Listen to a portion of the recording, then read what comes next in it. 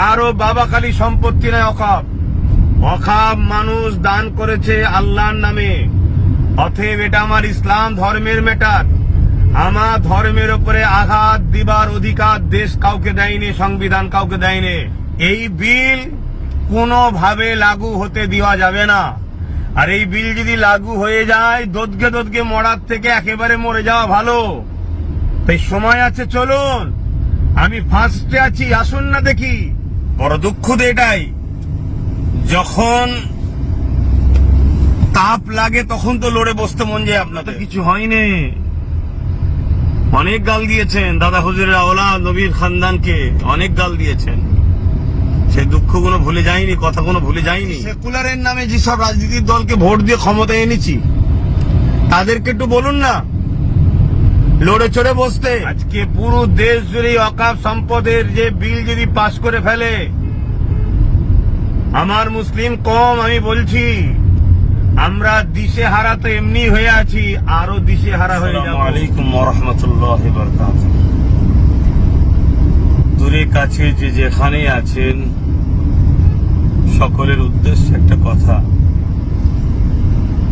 দেখুন, অনেকে আমায় ফোন করছে বা আমার পেজের অফিসে জানাচ্ছে যে আজকে পুরো দেশ জুড়ে আমার মহান ভারতবর্ষে এই যে বিজেপি সরকার একটা ওয়াকফ সংশোধনের বিলের নামে 2024, যেটাকে ওয়াকফ সম্পদকে গ্রাস করার বা নিজেদের আয়ত্তে আনার ষড়যন্ত্র যে করছে, সেটাকে নিয়ে আমার বক্তব্য কি, আমার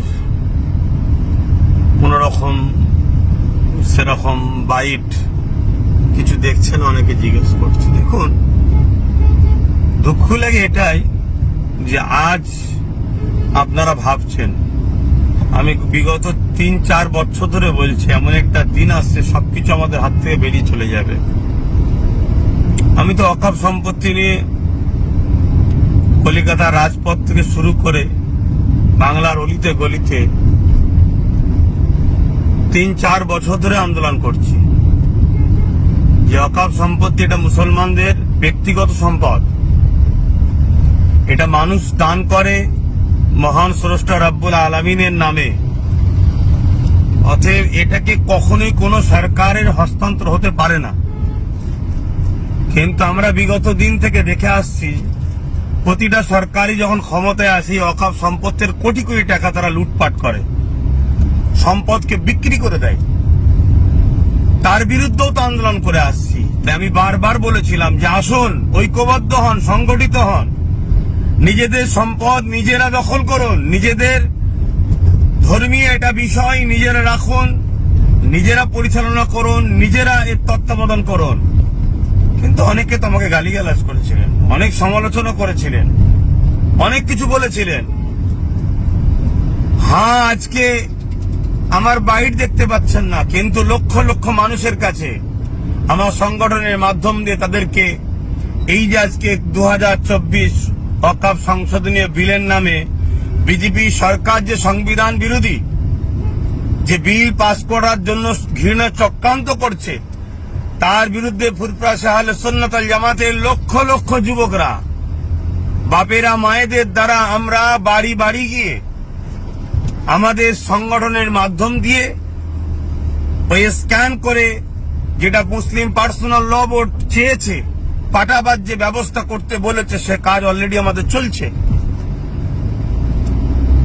বড় দুঃখ তো এটাই, যখন তাপ লাগে তখন তো লড়ে বসতে মন যায়। আপনাদের ফোন করে অনেকে সমালোচনা করছেন। হ্যাঁ, দেখুন, 3 বছর কম বেশি আগে থেকে আমি বলে আসছি, যেমন একটা দিন আসছে দিশেহারা হয়ে যাবেন, চোখের পানি নয় খুন বেরোবে। এখনো তো কিছু হয়নি। অনেক গাল দিয়েছেন দাদা হুজুরের আওলাদ নবীর খানদানকে, অনেক গাল দিয়েছেন। সেই দুঃখগুলো ভুলে যায়নি, কথাগুলো ভুলে যায়নি। তথাপিও বলবো, আসুন, যা প্রতিটা মাযহাব, দল, মত সবকিছু ভুলে গিয়ে এই বিজেপির যে চক্রান্ত, আর বিজেপি শুধু আজকে নতুন নয়, কখন কৃষকের বিরুদ্ধে সংবিধান বিরোধী বিল পাস করেছে, কখনো দেশের মানুষের বিরুদ্ধে। এই বিজেপি নামক যে দল আজকে পুরো দেশটাকে শেষ করছে, এর বিরুদ্ধে সবাই সংগঠিত হন। এবং আমরা যে সেকুলারের নামে যেসব রাজনীতির দলকে ভোট দিয়ে ক্ষমতায় এনেছি, তাদেরকে একটু বলুন না লড়ে চড়ে বসতে। এখনো সময় আছে। কৃষক বন্ধুরা আন্দোলন করা শিখিয়েছে আমাদেরকে। উঠুন, জাগুন, লড়াইয়ের জন্য সংগঠিত হন। কারো বাবা খালি সম্পত্তি নয় অকাপ। অকাপ মানুষ দান করেছে আল্লাহর নামে। অতএব এটা আমার ইসলাম ধর্মের ম্যাটার। আমার ধর্মের উপরে আঘাত দিবার অধিকার দেশ কাউকে দেয়নি, সংবিধান কাউকে দেয়নি। সে যে পদেই বসে থাকতে পারে, সে যদি তার পদকে ভুল রাস্তায় পরিচালনা করে, তাহলে আমাদেরকেও সংবিধানকে সামনে রেখে গণতান্ত্রিক প্রক্রিয়ায় তাকে জাগানো দরকার, যেভাবে কৃষক বন্ধুরা জাগিয়েছে। তাই সংগঠিত হন, আসুন, এগিয়ে চলুন। আজকে পুরো দেশ জুড়ে অকাপ সম্পদের যে বিল যদি পাশ করে ফেলে, আমার মুসলিম কম আমি বলছি, আমরা দিশেহারা তো এমনি হয়ে আছি, আরো দিশেহারা হয়ে যাব। কোনো অস্তিত্ব থাকবে না। আমি বলেছিলাম মসজিদে যাবেন, AK-47 দাঁড়িয়ে থাকবে, লাঠিলে দাঁড়িয়ে থাকবে। সেটা করতে চাইছে মসজিদ কমিটি, মাদ্রাসা কমিটি, বিভিন্ন কমিটিতে, কবরস্থান কমিটি, সব কমিটির মধ্যে সরকার তার আমলাকে নিযুক্ত করবে, সম্পদকে হস্তক্ষেপ করবে, তাদের আইনকে প্রয়োগ করাবে। আপনার ধর্মীয় স্বাধীনতা শেষ হয়ে যাবে। এই যে অত্যাচার, এতে মুসলিম অস্তিত্ব তথা ইসলামকে মিটাবার একটা ঘৃণার চক্রান্ত বিজেপি সরকার নিচ্ছে। এই বিল কোনোভাবে লাগু হতে দেওয়া যাবে না। আর এই বিল যদি লাগু হয়ে যায়, দোদকে দোদকে মরার থেকে একেবারে মরে যাওয়া ভালো। তাই সময় আছে, চলুন। আমি ফার্স্টে আছি, আসুন না দেখি।